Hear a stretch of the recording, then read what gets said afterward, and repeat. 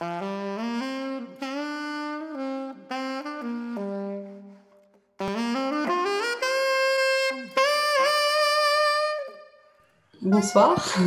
Bonsoir, bonjour. Bonjour. Merci d'être là, en tout cas, pour la séance de Lucie après moi le déluge. Nicolas, je te laisse présenter la soirée. Imago, imagotv.fr, qui est une plateforme vidéo associative entièrement gratuite dédiée à la création audiovisuelle engagée dans les questions de la transition, qui regroupe un grand nombre de documentaires, de web-séries, de podcasts, de courts-métrages dans un catalogue, et qui, en plus de ça, organise des événements, et notamment des ciné-débats en ligne. Alors, Imago a 2 ans, mais c'est une nouveauté depuis décembre, donc depuis la fin d'année dernière. Ça fait même pas un mois. On a rajouté cet outil de don qui permet aux spectateurs de faire un don qui va à 100% aux réalisateurs et réalisatrices des documentaires. Le festival, en fait, a été créé suite à une formation qu'on a faite entre réalisateurs qui sommes autoproduits. C'est-à-dire autoproduits, c'est des gens qui font leur propre film sans aucune aide, sans aucune subvention. Donc, cette formation, c'était pour pouvoir distribuer au cinéma. Distribuer au cinéma, ça veut dire présenter son film au cinéma. Sophie a présenté son film au cinéma en 2019. À l'époque, le cinéma était ouvert, donc bravo. Hein, il y avait 30 000, Sophie a réussi à faire 30 000 entrées, et donc on travaillait sur un prochain projet pour le présenter au cinéma, sauf que les cinémas sont fermés. Donc on a eu l'idée, nous, les réalisateurs et Kamehameha, de lancer ce festival debout pour se relever, que même si les cinémas sont fermés, eh ben, on va présenter des films, nos films. Sophie, je te laisse du coup présenter ton film et comment s'inscrire. En fait, Thomas, tu ne t'es pas présenté, mais c'est Thomas qui a financé Lucie après moi le déluge avec Cinédia. Et moi, j'ai bataillé sur le terrain pour trouver des salles. Et je suis très heureuse qu'il fasse partie de ce festival et qu'il soit diffusé ce soir gratuitement. Ça permet à plein de gens de le voir qui n'ont pas encore vu. Et je vais être très brève parce que là, je pense que les gens ils sont venus aussi pour voir le film. Donc, je vais juste te présenter. Lucie, c'est une cousine éloignée. Du côté de ma maman, Elisabeth, et j'étais avec mes frères et sœurs, on était très attachés à Lucie parce que on passait nos étés chez elle, et donc un jour en 2009 avec Sandro Lucerna, un ami qui a eu le coup de foudre pour Lucie, qui avait 92 ans à l'époque, on a pris la caméra et sur un an, au fil des saisons, on l'a filmé. Au soir de sa vie, à 92 ans, où elle se confie, avec beaucoup de tendresse. Et j'ai laissé le temps passer parce qu'il fallait que, c'est intemporel, donc je voulais sauvegarder cette mémoire avant tout. Et puis 10 ans après, j'ai trouvé enfin la disponibilité, le temps, l'argent aussi pour pouvoir le faire. Et il est né donc le film en 2019, l'année dernière. Et c'est un film fait avec juste le cœur, une petite caméra, de rien du tout, et puis beaucoup de tendresse. Et finalement, ça prouve qu'on peut faire beaucoup des choses, on peut amener les choses assez loin tout en ayant fait les choses avec des petits moyens. Du moment qu'on y met du cœur, en fait, ça prend parce que je pense qu'elle est touchante, surtout Lucie, et c'est ce qui fait que le film a plu. Je pense que c'est le personnage de Lucie, mais en tout cas on pourra discuter après. Et je voulais juste préciser aussi que ça a été tourné dans le Haut-Vivarais, dans le nord de l'Ardèche, à 1000 mètres d'altitude, à près de Saint-Agrève, à Saint-Georges-d'Andorre. Donc c'est en montagne, en moyenne montagne, en Rhône-Alpes. Et donc je suis heureuse de vous présenter Lucie ce soir, et je vous souhaite un bon film. Surtout, régalez-vous, et puis... bonne séance. On va lancer comme ça, on se voit dans 1 heure. Et merci Nicolas, et merci Nicolas Nathanaël de Kamehameha. Voilà, ciao, ciao. À tout à l'heure. Est-ce que Sophie, tu peux nous dire un peu comment... ce film a été filmé en 2009, tu nous as dit, et il est sorti en 2019. Donc, est-ce que tu peux nous parler un peu de comment il est sorti, qu'est-ce qui a fait que tu l'as sorti en 2019, et ta rencontre peut-être avec Hugues. Hugues, le musicien, le compositeur de ce film, qui a la particularité d'habiter chez Lucie. Oui, alors en fait, on a tourné le film avec Sandro Lucerna en 2008-2009 sur un an, donc comme vous l'avez vu au fil des saisons. Et moi, je travaillais dans une chaîne locale, je travaillais beaucoup. Enfin, j'avais pas le temps de me lancer dans le documentaire. Et en fait, ce qu'il faut savoir, c'est qu'un documentaire de création comme ça demande quand même beaucoup d'engagement. On peut pas avoir un travail à côté, faire du doc. Enfin, il faut y aller ou pas, quoi. Donc, j'ai en 2017 commencé à faire le montage de Lucie. Et puis, en regardant la première monture du film, je me suis dit, ah, ça va, c'est pas mal en fait, ça fait une histoire. Et puis, au fur et à mesure, j'ai commencé à l'inscrire en festival. Et puis, un festival le festival de Nanay y a cru. Après, le festival du pastoralisme de Grenoble. Enfin, ça a été après des petites pierres comme ça. Et puis, en Ardèche, il a été vraiment euh, très très soutenu. En fait, les salles étaient pleines, et puis dans la Drôme aussi. Et puis voilà, ça commençait à faire des salles pleines, des salles pleines. On a appelé un peu les médias nationaux qui ont commencé à en parler. Donc, en fait, de fil en aiguille, on s'est dit, waouh, on va y aller, on va faire une sortie nationale. Parce Et que Télérama, parce qu'en fait, ça a commencé avec le Dauphiné libéré qui a fait une voilà, page ou double page en Drôme en Ardèche, Drôme-Ardèche. Ça, c'était en septembre 2018. Et en début en août 2018. août 2018 et début 2019, Télérama allait venir faire un reportage sur ce phénomène, Lucie, en Ardèche. Donc nous, ce qu'on s'est dit, eh ben, pourquoi pas faire une sortie nationale? Alors nous, on n'est absolument pas capable de faire une sortie nationale, on est personne, on est des petits dans notre coin. Et on s'est dit, ben, pourquoi pas le faire? On a contacté des distributeurs et ensuite, je laisse Les distributeurs nous ont dit soit vous attendez un an parce que le monde du cinéma, c'est ça, c'est beaucoup de choses à respecter, enfin voilà, des procédures, festivals, etc. Et nous, on s'est dit non, ben, en fait, on va pas attendre. Moi, j'étais dans l'énergie déjà depuis un an, plus d'un an sur le film. Je voulais pas attendre. On l'a lancé en sortie nationale en juin. Puis en fait, ça c'est 2019. en juin 2019 et ça a été vraiment une épreuve en fait du feu. Parce qu'il a fallu fallait y aller, quoi, aller le présenter. Et puis, il y avait beaucoup de pression quand même, parce que ça, moi, je l'ai fait de manière très modeste, ce film. Et après, quand on commence à avoir des articles et tout, on a l'impression qu'il faut rendre compte de quelque chose. Et puis voilà, enfin, en fait, c'est vrai qu'on a eu des grandes ambitions pour Lucie, mais c'était aussi très rigolo avec Lucie qui était si modeste et si tellement dans l'humilité. C'était drôle aussi de faire parler d'elle comme ça qu'elle voyage autant parce qu'en fait, Lucie, elle n'a jamais autant voyagé qu'avec ce film. Et c'est comme si en fait elle était là comme une bonne fée en fait à me porter et j'étais là en train de courir derrière elle parce que c'est elle en fait, je pense c'est son énergie en fait qui, à mon avis, m'a porté quoi, voilà. Et du coup, quelles étaient les intentions derrière ce film? Est-ce que tu voulais exprimer quelque chose par rapport à l'Ardèche, aux anciens? Les intentions, c'était de dire que c'était déjà de témoigner de la vie d'avant, montrer que ça existait pour pas que les enfants oublient. D'ailleurs, il y a une personne qui dit que sa fille est contente que la maison soit ranimée. Et donc, je suis contente quand les enfants le voient parce qu'en fait, les enfants, ils sortent de la séance, ils se disent, mais ils viennent me voir, ils osent pas, les adultes n'osent pas demander, mais les enfants, ils viennent me voir, ils me disent, mais elle n'avait pas de cabinet, elle n'avait pas de douche. Et je leur dis, bah non, elle n'avait pas de tout ça, elle n'avait pas d'eau courante et elle allait dans l'écurie et voilà, ça allait très bien. Et en fait, les enfants, ils aiment beaucoup Lucie. Et quand ils voient le film, ils sont attachés à elle parce qu'elle est simple, elle est comme eux, en fait, elle est sans filtre. C'est aussi un témoignage d'un temps qui n'est Donc, pas tant ancien.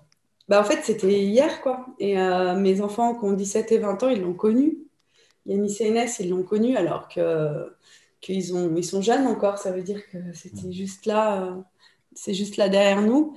Et ça, en fait, pour moi, l'intention, c'est de montrer comment, depuis les 30 Glorieuses, eh ben, il y a eu une évolution, entre guillemets, exponentielle de la société. On est passé de rien, presque rien en fait. On vivait avec l'eau de la source. On avait 3 habits par an. On avait 4 bouts de sucre pour faire des gâteaux. Mais on est passé de tout de rien en fait, à tout, à trop en fait. Et de peu à trop. Et pour moi, c'est ça que ça représente, Lucie après moi le déluge. C'est le grand écart qu'on a fait. Et puis, montrer que c'était aussi possible de vivre revenir jusqu'au bout. à l'essentiel.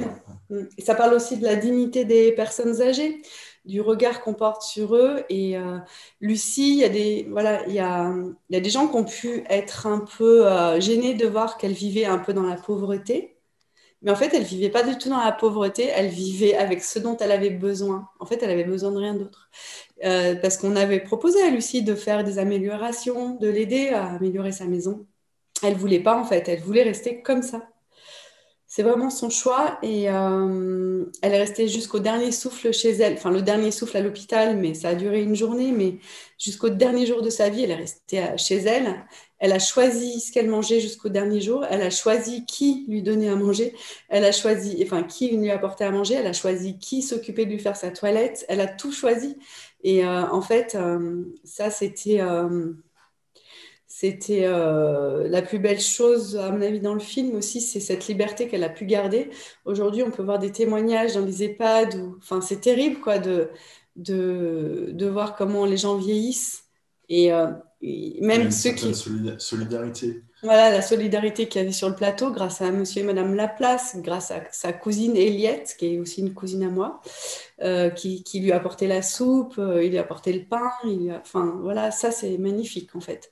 Ça existe encore, beaucoup de gens s'entraident, heureusement. Et il y a des gens aussi qui restent chez eux longtemps, mais ils ont souvent beaucoup de passages chez eux, c'est jamais la même personne qui vient, la même infirmière et tout. Ce qu'ils ont besoin, les gens, c'est d'avoir de l'amitié en fait. Donc Lucie, c'est ce qu'elle a réussi à avoir jusqu'à la fin de sa vie. Et ce qui me compte aussi beaucoup pour moi, c'est l'intergénérationnel.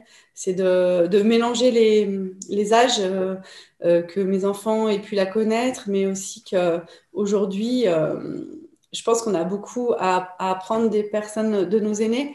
Et je voudrais qu'on arrive à plus mettre en valeur cette mémoire. Et donc Lucie, c'est un exemple, mais je fais d'autres portraits de personnes plus âgées dans le village de Murianette et j'en ai mis en ligne sur ma chaîne YouTube déjà 4 et je suis en train d'en monter d'autres là, de faire d'autres montages avec Cinédia justement. On fait ça bénévolement, mais en tout cas, ces témoignages, ils sont super précieux parce que ces gens, ils vont partir et ils nous laissent une trace comme ça. Et puis les valeurs, quoi. Voilà. Est-ce qu'il y a des questions éventuellement? Alors, Vous n'hésitez pas, il y a un chat. Je vois que vous êtes 145 connectés. nostalgie pour une période et un mode de vie que je n'ai pas connu. En même temps, sa vie n'a pas été facile. C'est vrai, merci. Et c'est vrai que sa vie, elle n'a pas été facile, vraiment pas en fait, parce qu'il faisait que travailler, travailler, travailler. Mais elle était dans le ici et maintenant, en fait. Elle n'était pas à se projeter dans 5 ans, qu'est-ce que je fais? Et hier, oh là là, ma vie a été dure. Elle était vraiment dans le présent, les pieds dans la terre, la tête dans les cieux, hein, parce qu'elle était très croyante. Mais en fait, je dirais pas qu'elle a été malheureuse, elle a été dans la résignation et je pense que cette acceptation de son sort ou voilà, de par exemple son sort, quand je dis ça, c'est parce qu'elle a quand même fini seule chez elle hein, et c'est pas évident aussi de pas avoir d'enfant, enfin c'est un choix et en même temps on sait pas donc enfin, ce que je veux dire c'est que c'est à travers l'acceptation qu'elle a réussi à rester heureuse en fait parce que elle était heureuse Lucie. Lucie, en fait, elle s'est jamais mariée et elle a jamais eu d'enfant. Donc, disons que sa sœur Vasti est décédée en 2002 et elle avait 7 ans de plus qu'elle. 2002, elle est décédée, Vasti, ouais, c'est ça. J'ai mon fils qui avait 1 an, 2 ans. Donc, 2002 et elle est restée seule de 2002 à 2010. Et c'était le plus dur pour elle, c'était de ne plus avoir sa grande sœur Vasti. On a une question sur Raymond Depardon. Est-ce que c'est une inspiration? Alors, Raymond Depardon, j'adore. Forcément, quand je les ai vus, j'ai pleuré.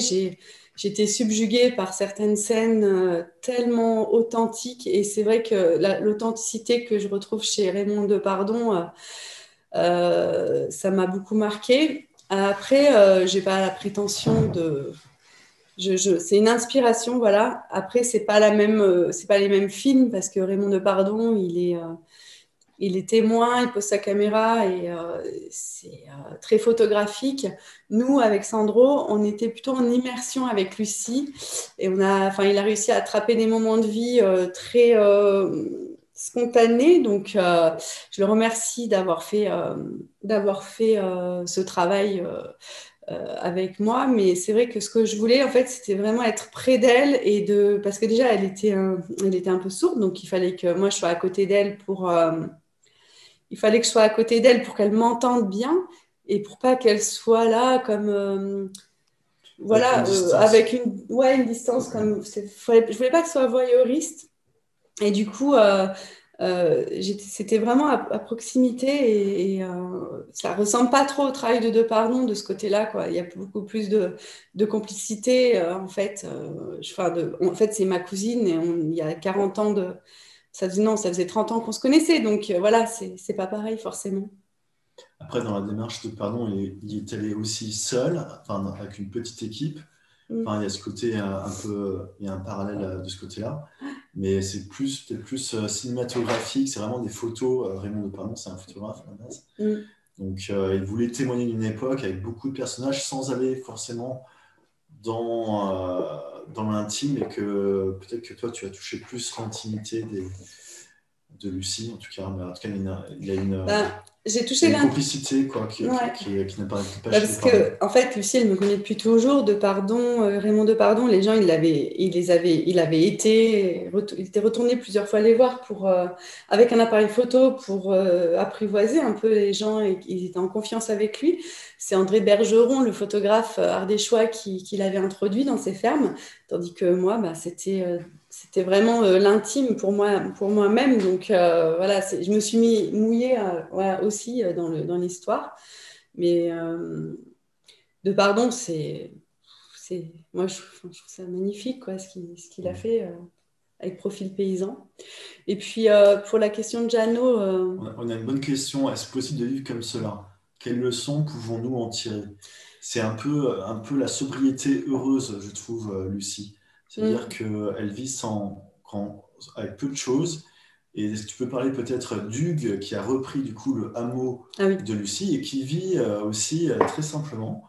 Enfin, ce serait peut-être le mieux en parler. En fait, est-ce que c'est possible de vivre encore comme cela? Ben oui, pourquoi pas. Enfin, en fait, pendant longtemps, je me suis dit, ah, Lucie, c'est un ovni, plus personne ne vit comme ça. Puis au bout d'un an de tournée, un an j'ai mis pour m'en rendre compte, je me suis dit, mais non, mais en fait, dans la plupart des pays du globe, les gens vivent comme ça, en fait. Les paysans au Cambodge. J'ai réalisé ça quand un ami cambodgien m'a dit, mais au Cambodge, c'est pareil dans les campagnes. Et je me suis dit, mais oui, en fait, c'est pareil en Afrique, c'est pareil au Cambodge. Bah, bien sûr, enfin, du coup, c'est complètement possible de vivre comme ça, puisque la plupart des gens vivent comme ça. Enfin, c'est pas la plupart des gens, mais c'est qu'en fait, nous, on est juste dans un confort incroyable par rapport à la plupart des gens dans le monde, quoi. Et du coup, ça, j'ai mis vraiment du temps à m'en rendre compte, en fait, qu'en fait, c'était pas si exceptionnel, voilà.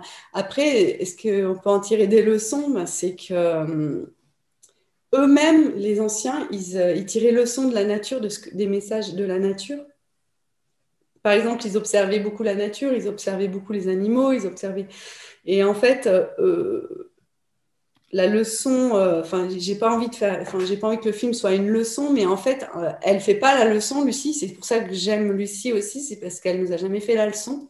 Mais elle-même, c'était une leçon, un exemple en fait dans sa façon de vivre, et que en fait, du coup, moi, ça me rassure sur le fait que tout est possible. On peut vivre juste avec un feu de bois et c'est aussi des questions que ça pose sur notre époque. C'est-à-dire qu'aujourd'hui, on vit tous connectés avec l'électricité, l'eau courante et tout. Et puis en fait, il y a des gens qui, il y a 10 ans, une femme de 93 ans, vivait sans eau courante. Enfin, alors, elle avait le téléphone et l'électricité, mais et de manière sobre. Et en fait, après, certains disent que c'est une solution pour le réchauffement climatique et plein d'autres choses, la sobriété heureuse.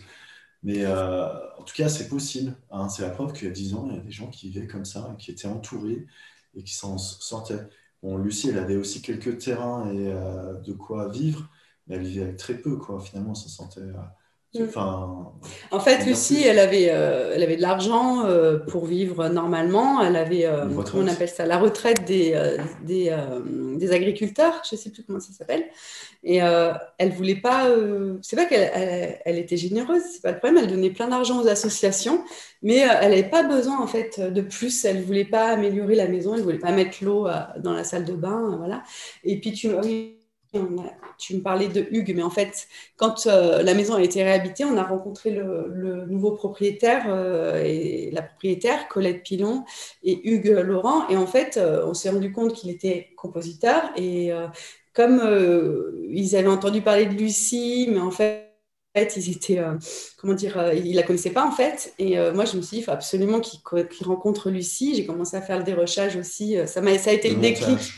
Le montage, ça a été le déclic aussi en me disant, bon, maintenant c'est le moment de le faire. Et puis, Hugues a fait la musique. C'est lui aujourd'hui qui habite dans la maison avec son petit garçon. Et il vit aussi lui très simplement. Ils ont pas... La maison, elle est restée très simple. Ils ont mis ce qu'il fallait pour vivre correctement, mais ils vivent de manière très sobre. Et ben voilà, peut-être que ça, il fera un gîte, quelque chose de ça. Mais pour l'instant, enfin, ça reste quelque chose de très simple. Et voilà, enfin, je trouve ça beau que finalement, elle a dit après moi le déluge, mais ce qui est arrivé derrière elle, ben, c'est génial en fait. C'est la magie en fait de la vie. Hein. Après, c'est nous les ovnis, Clochette. Bah oui, je suis bien d'accord. Merci beaucoup pour ce tendre hommage à une belle personne. Et oui, je pense, comme Sophie, c'est très important de témoigner. Je le fais avec mes grandes filles de 24 et 27. J'ai 60 ans. J'accompagnais ma grand-mère au lavoir quand j'étais petite. Quand j'y pense, on faisait la machine au lavoir. Et du coup, je suppose que vos enfants vous interviewent avec leur téléphone. Parce qu'en fait, aujourd'hui, on peut très bien récupérer plein de témoignages. Et moi, je trouve ça bien d'avoir plein de témoignages. Même si c'est avec un téléphone, c'est très bien. Lucie, on l'a fait avec une petite caméra. Vous savez qu'on avait dans le temps des caméscopes, quoi. Donc, peu importe le moyen, il faut du son, il faut une image. Même juste le son sur un dictaphone, je trouve ça précieux, en fait.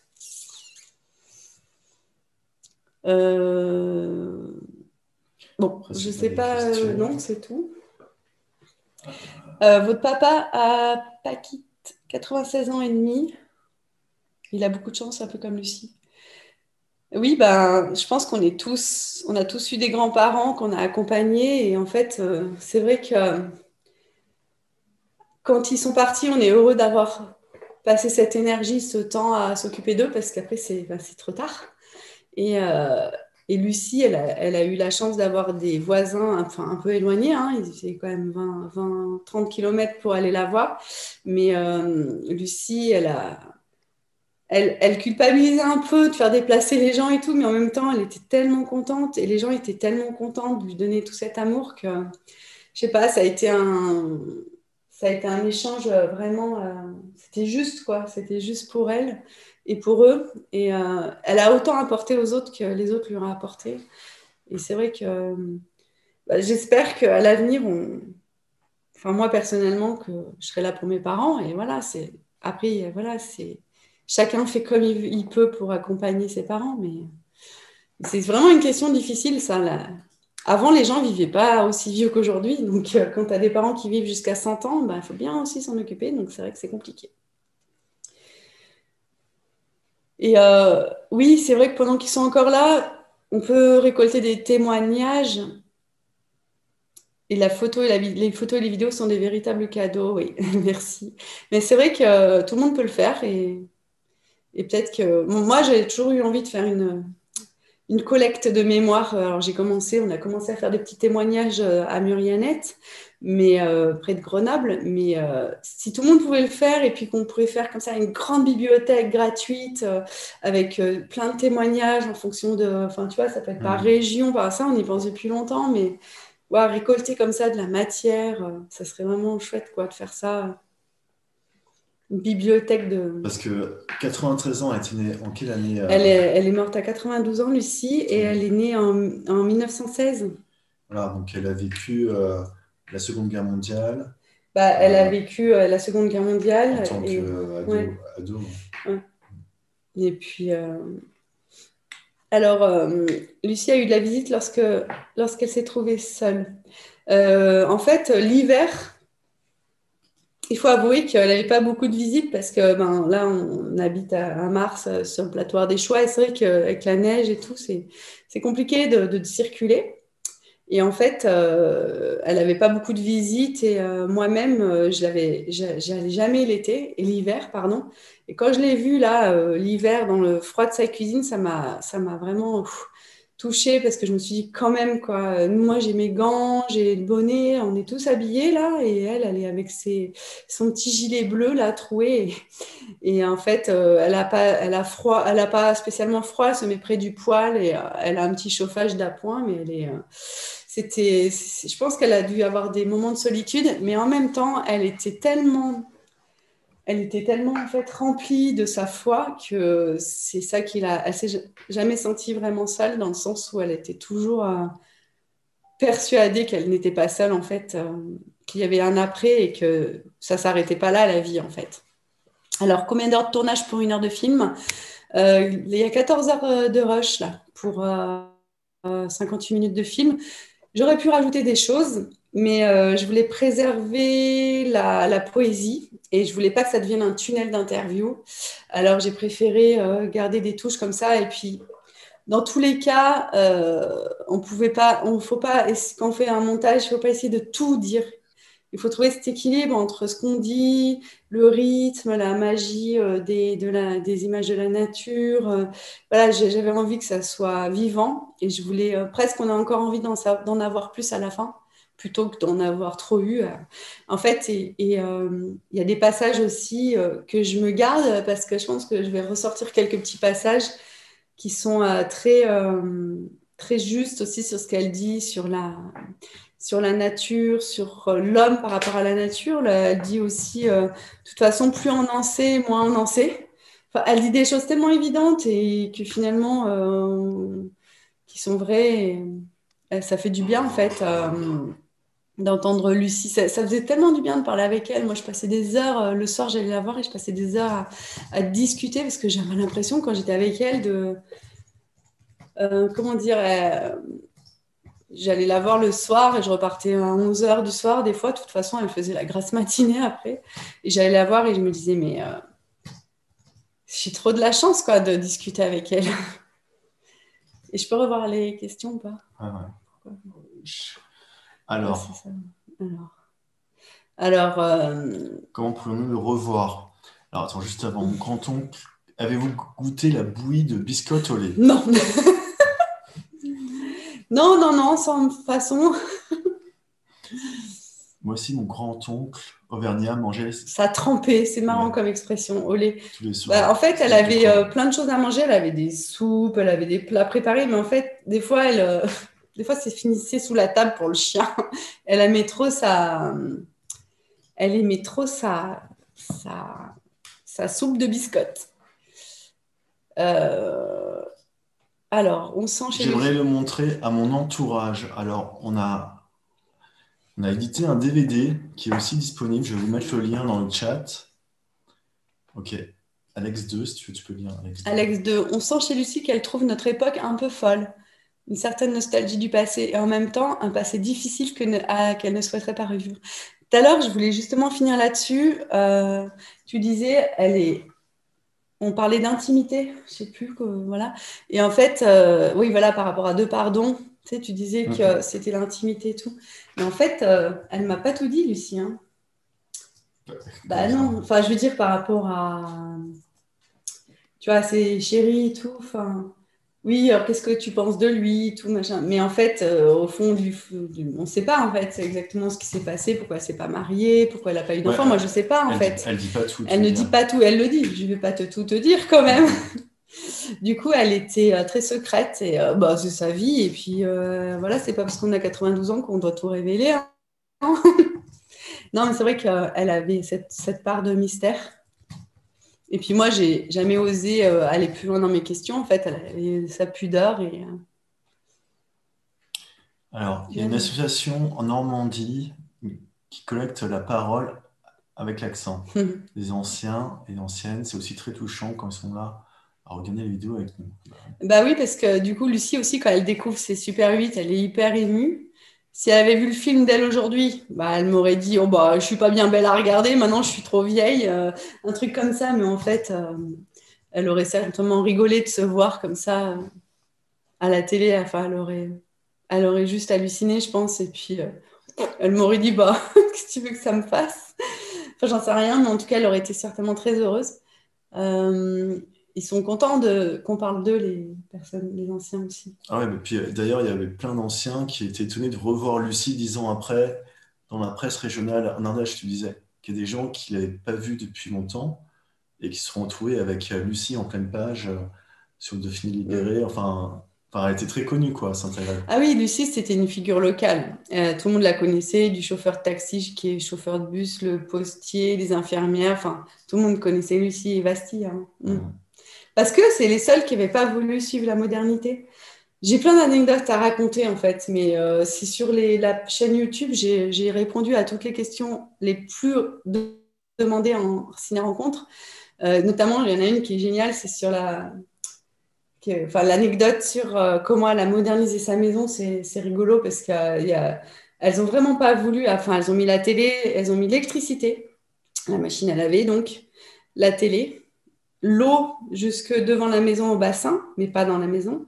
Et puis quand les gens lui ont dit, les voisins, ils lui ont dit, on a fait une salle de bain, parce que tout le monde, après, dans les années 70, faisait sa salle de bain, ceux qui ne l'avaient pas encore. Elle fait, tu vas quand même pas faire une salle pour te baigner. Enfin, c'est une salle pour pour se laver, quoi. Juste pour ça. Non, mais n'importe quoi. Enfin, voilà, c'est drôle. Elle est drôle. Et du coup, il y a une question sur où est-ce qu'on peut en savoir un peu plus. Il y a à la fois une chaîne YouTube où Sophie répond en vidéo, et il y a aussi un site officiel que j'ai partagé dans le chat, là, cydia.fr/DVD. Mais en fait, il y a plein de... Il y a les poèmes de Lucie sur le site de Lucie, si vous voulez les relire. Ouais. Ils sont très, très beaux. Enfin, d'ailleurs, ce n'est pas les poèmes de Lucie, c'est les poèmes qu'elle a appris à l'école. Ils sont sur le site, dans le blog Les Poésies de Lucie. Mm. Il y a dans le site, il y a le blog sur un onglet et il y a toutes les poésies. Aussi, parce que Euh, les poèmes qu'elle disait, c'était de son enfance. les Donc, poèmes, voilà, ce sont des poèmes qu'elle avait appris à l'école parce qu'elle a été à l'école jusqu'à ses 12 ans, jusqu'au certificat d'études, même jusqu'à ses 13 ans. Et elle sera. En fait, Lucie, elle n'était pas encombrée par mille choses. Elle faisait ce qu'elle avait à faire, mais la télé, c'était pour la météo et le culte ou la messe.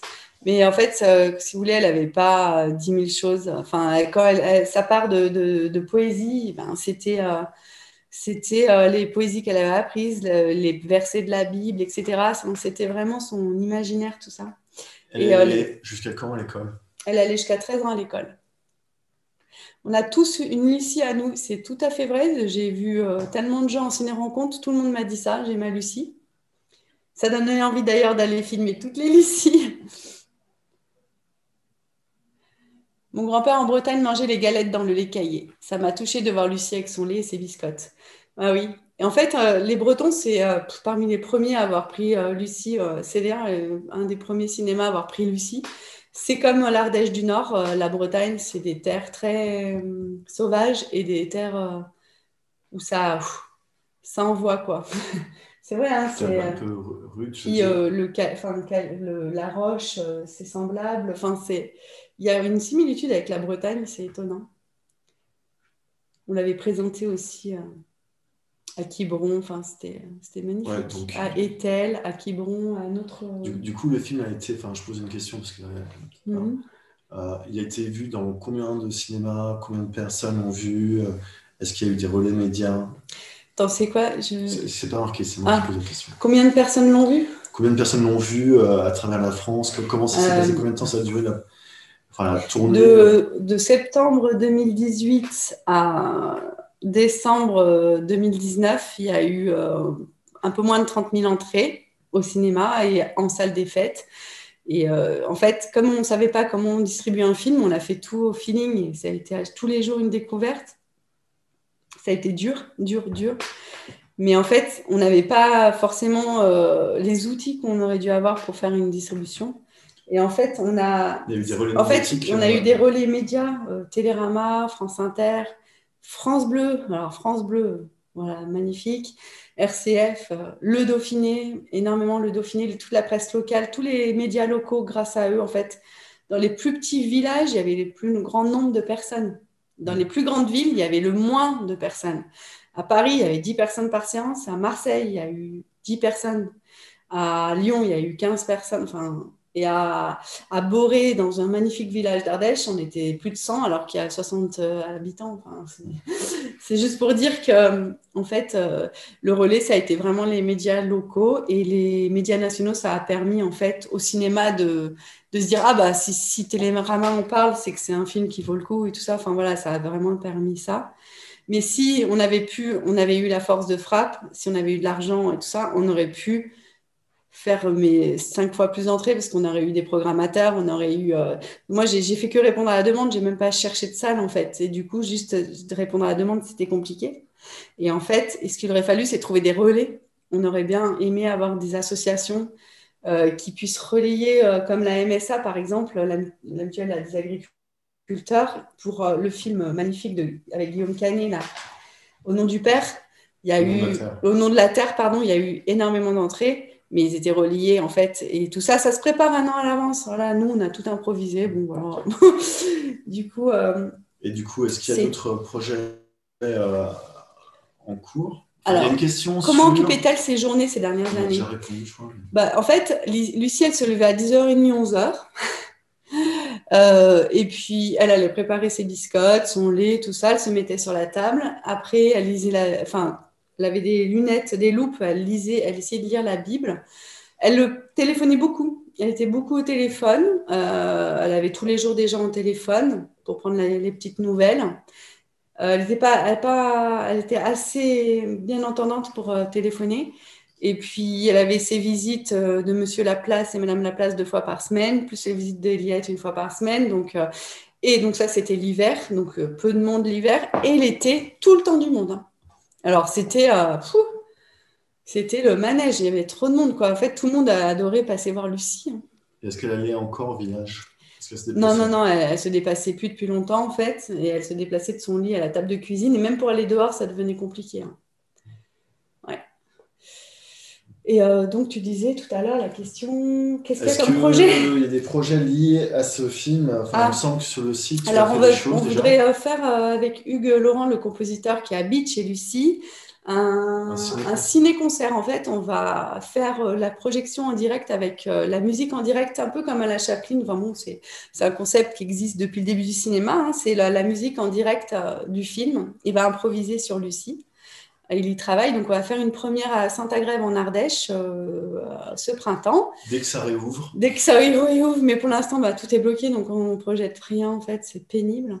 Et puis, et vers quel autre projet nous porte ce film? En fait, ça fait depuis 2014 que je travaille sur un projet avec un Cambodgien, en fait, pour parler de la résilience. En fait, c'est un ami que j'ai rencontré grâce au musée de la Résistance à Grenoble et qui a fait tout le génocide Khmer Rouge, plus l'après, et qui était un aristocrate de Phnom Penh, la capitale du Cambodge, qui a eu une épopée incroyable. Il s'en est sorti à chaque fois. Enfin, du coup, j'aimerais faire un film sur lui, surtout, mais comment il arrive à voir la vie avec le sourire encore aujourd'hui, alors qu'ils ont perdu 150 membres de leur famille.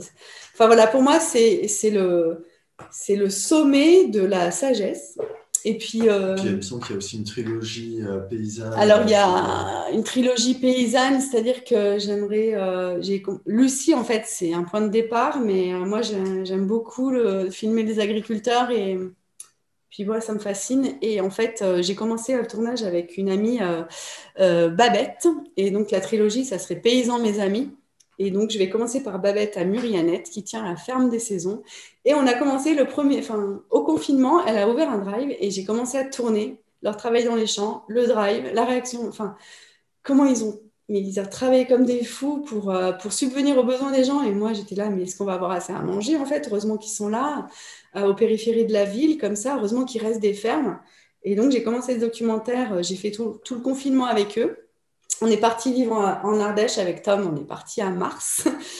Là, je vais recontinuer les tournages dès que ça sera fini, le confinement. Enfin, toutes ces histoires de crise sanitaire, quoi. Des questions...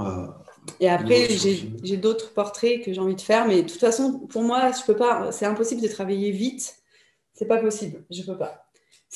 Il me faut 10 ans encore. En fait, pour, il va me falloir encore, je pense, quelques années pour sortir un autre film parce que déjà, je ne suis pas dans les temps par rapport au CNC, tout ça. Enfin, moi, j'ai besoin vraiment d'être avec les gens, de bien les connaître, d'avoir leur confiance. Et puis, en fait, c'est pareil, les autres. J'ai rencontré un autre agriculteur dans le Vercors, mais il est magnifique et j'ai trop envie de le filmer, mais il a peur, là, je lui en ai parlé. Il faut prendre le temps, en fait. C'est pas comme ça qu'on met une caméra sur les gens. Et puis, à chaque fois, c'est des gens qui ont un tempérament incroyable et qui ont une force de vie incroyable et c'est contagieux. Et puis, ils ont beaucoup de bon sens. Et moi, c'est ce bon sens qui m'intéresse chez les paysans. On a de nouveau une question sur le film. Et vous, enfants, comment viviez-vous sur place autour de Lucie? Alors nous, c'est une super question et merci beaucoup Laurine. En fait, nous, on avait la maison au milieu. Il y a la maison de Lucie. Après, il y a la maison du milieu qui aujourd'hui a été rachetée par des amis, Angelo et Isabelle, qui ont fait un truc magnifique. Et en haut, il y a la maison de mon grand-père. Qui, en fait, il avait racheté un bout de terrain qui appartenait pas aux cousines, parce qu'il faut savoir qu'elles ne vendaient pas un lot, pas 1 cm² de terre. Et donc, on a pu acheter tout en haut du hameau une petite terre parce que ça n'appartenait pas aux cousines, paradoxalement. On a pu acheter parce que c'était pas à elles. Et en fait, donc, mes parents, maintenant, ils ont une maison là-haut, au hameau, à Malfougères, en Ardèche. Et au milieu, il y avait cette vieille maison qui appartenait aux commis, enfin ouvriers de Lucie et Vasty à Redon. On l'appelait Redon, Élie Redon. Et cette maison, c'était juste un plancher, 2 lits, tu vois, une bassine pour faire la vaisselle et un tas de foin aussi pour dormir. Et du coup, on vivait là. En fait, il y avait la source. Vous voyez, le cousin à la fin qui va à la source, la fameuse source, et qui boit et qui dit elle est bonne, c'était notre source avec laquelle on buvait, on se lavait, on faisait tout. Donc voilà, on se lavait 1 fois par semaine, ça allait très bien. Et puis on mettait 1 heure à remplir un broc d'eau, mais en fait on faisait gaffe à l'eau du coup. Et je suis hyper contente d'avoir connu ça petite. Tu vois, en Pologne, je pense que c'était pareil quand les agriculteurs, c'est pareil, ils faisaient, enfin c'est dans plein de pays du monde finalement, tout le monde a connu ça et c'est pas si éloigné en fait. Cette vie simple. Ouais. Très beaux projets qui vont suivre. Arrivez-vous à vivre de votre travail de réalisatrice? En fait, très beau projet, merci beaucoup. En fait, parce que Cinédia, on va dire les choses, on fait du film institutionnel à Grenoble, ça nous permet aussi de tenir, en fait, de joindre les 2 bouts. Mais le travail de Lucie, franchement, si on avait dû faire normalement, ça aurait dû coûter au moins 200 000 € de faire tout ce travail. Et là, en fait, je ne me suis pas évidemment payée les jours de travail, enfin tous les jours travaillés. C'était énormément de travail d'acharné, mais pas forcément. On ne devient pas riche en faisant du documentaire de création, c'est sûr.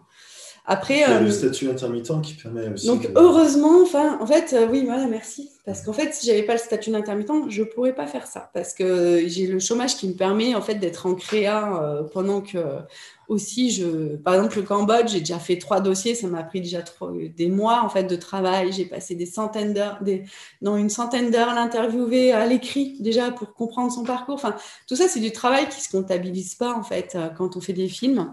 C'est du travail de recherche, c'est lire des bouquins sur le Cambodge, c'est lire des bouquins sur les paysans, c'est lire des livres, des films. Enfin, tout ça, c'est un travail d'une vie, en fait. Ça se fait pas. Voilà, je me dis que j'ai peut-être le temps de réaliser tous mes rêves, mais j'ai envie de prendre le temps parce que je trouve que c'est là que les choses prennent de la valeur. En fait, elles s'étoffent, elles ne deviennent plus. Je sais pas, si on prend le temps de faire les choses, elles prennent plus de sens et d'épaisseur, quoi. Et en fait, ce que je voulais dire par rapport au fait d'être réalisatrice, de vivre de la réalisation, oui, on arrive à en vivre et puis grâce au statut d'intermittent qu'on a de la chance d'avoir en France. Mais aussi, normalement, en fait, je devrais avoir le soutien. Il y a le soutien aussi des gens qui achètent le DVD aussi, parce que voilà, il y a les spectateurs aussi qui ont beaucoup soutenu moralement avec des messages et tout. Enfin voilà, ça a été hyper important. Et puis, par rapport à l'argent, et normalement, on travaille avec le CNC. Il y a beaucoup de subventions qui sont données en France, en fait. Sauf que là, en fait, c'est complètement, on va dire, une copie libre, Lucie. C'est pas, ça n'a pas été subventionné. Je n'ai pas demandé la subvention. Je rentrais dans aucune case, de toute façon. Mais le prochain, en fait, je vais quand même essayer d'avoir du CNC et tout. Et si je vois que ça ne marche pas, eh ben, je ferai comme Kamehameha et tout ça. Je ferai ma propre production de manière totalement libre. Merci Nicolas. Merci beaucoup Nathanaël aussi. Et à demain. Merci à tous. Bonne soirée. Bonne soirée. Merci à vous. Bonne fin de soirée à tous et tous. Et puis, on se retrouve demain pour le 4e film du festival. Oui. Carrément. Allez. Ici. Merci Nico. Merci. Merci. Ciao.